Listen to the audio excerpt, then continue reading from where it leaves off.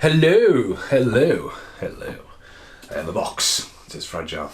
Been waiting for this box for about 3 or 4 weeks. It's from America. Didn't get a customs charge. Didn't. Now I've just filmed a video for the Backlot Murders. So the Backlot Murders now lives on the shelf, and it's came inspected and opened and all sorts. See, well, there's not much of an unboxing here. It's already open.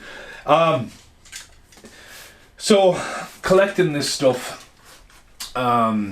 There's been a film that's not there, and it's a film that was missed from the Corey Haim movie review series.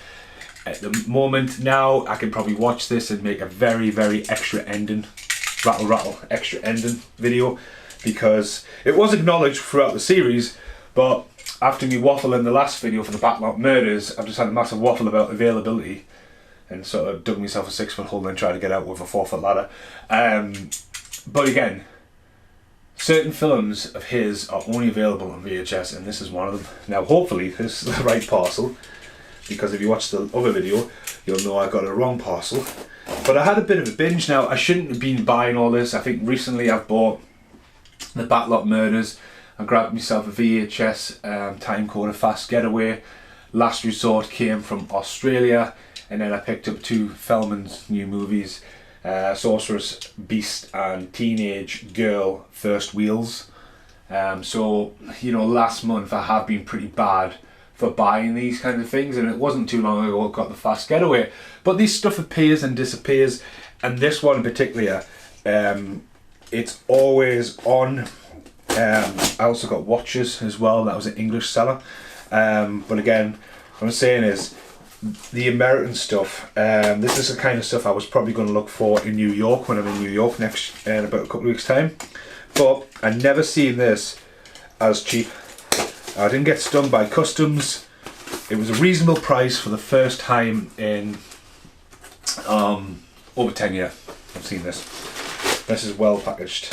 There it is. So absolutely golden packaging, mate.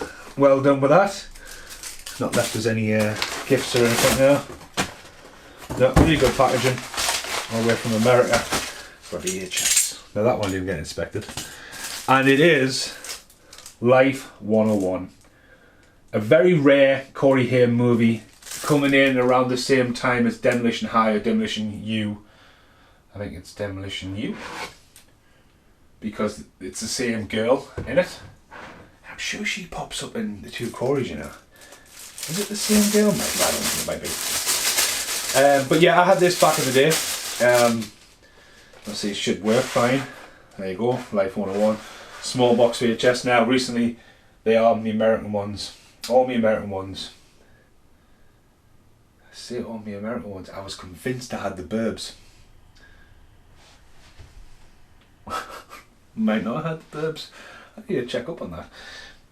The Burbs not there? No, definitely not. So I've got Roller Boys. Pray the Roller Boys. I'm a bit baffled. I thought I did have the Burbs. Anyway, so I've got a lot of American ones in the other room. Stuff like Predator 2, Police Academy 5, some random stuff. Obviously, my ex used to go to America quite a lot, and then bring us back loads of random stuff. So, Fast Getaway was one she brought back, and I think Teenage Mutant Ninja Turtles was one.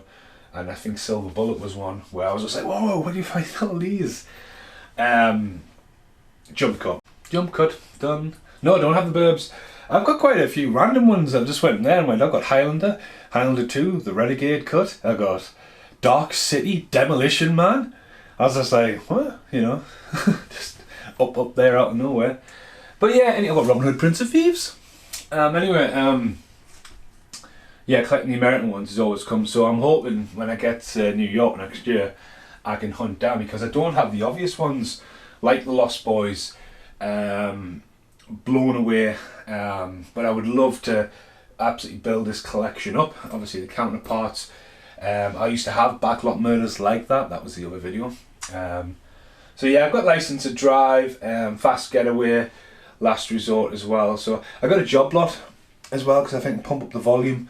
I did a boxing, I think not long after I got here.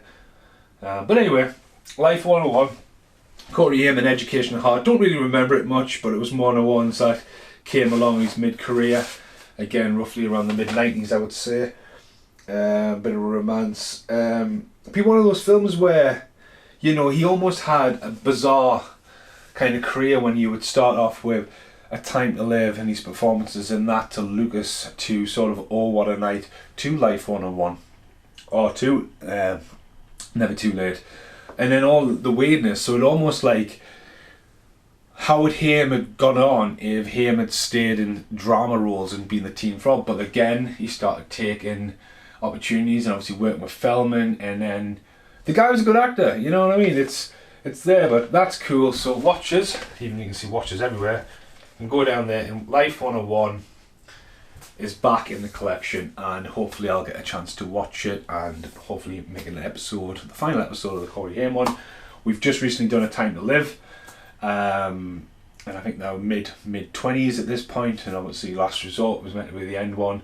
So like, there's still about 20 odd episodes ago, so there's plenty of time to watch it and put it on there. But yeah, see you in the outtakes. I don't know where I got to go.